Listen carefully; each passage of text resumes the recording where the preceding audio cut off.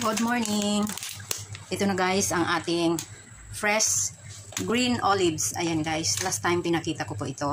Ngayon magluluto na po tayo ng soup. Ayan ang green meat. Ito po. At ayan na po nakababad. At least 12 pieces for 2 persons. Ayan, ito po yung family of mandarin siya. Hindi ko pa ito nakita sa actual na yung fresh pa siya. Hindi ko kabisado yung pinaka-actual na fresh fruit.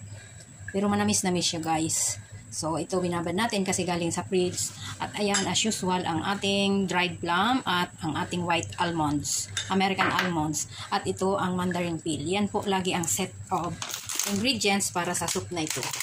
Green olives. So i-blanch na natin ang ating meat. So ayan na po. Sa kanila po laging i-blanch muna ang meat or kung spare ribs man, i-blanch muna para mawala yung mga extra blood or kung may mga fats para mawala na yun.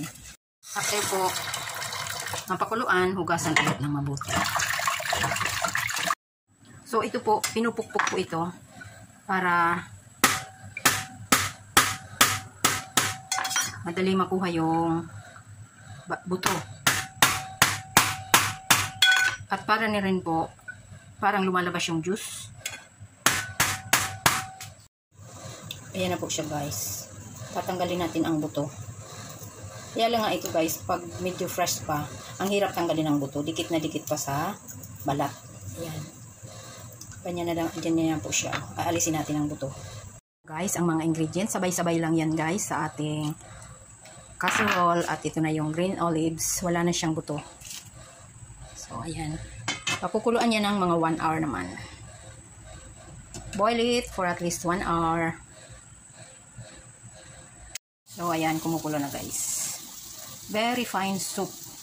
Wala siyang fats. And very nice sa ating throat pag iniinom. Okay? At ayan po, asin lang ang pampalasa. Di po sila dito gumagamit ng betchin. Bihira lang po siguro ang family na gumagamit ng betchin. Di po sila dito gumagamit ng betchin. Ewan ko po sa ibang family. Pero karamihan, hindi gumagamit. Sa Chinese cooking. Ito na guys, ang ating green olives soup. Ayan. Very fine soup yan. It's not oily, but yummy. Okay.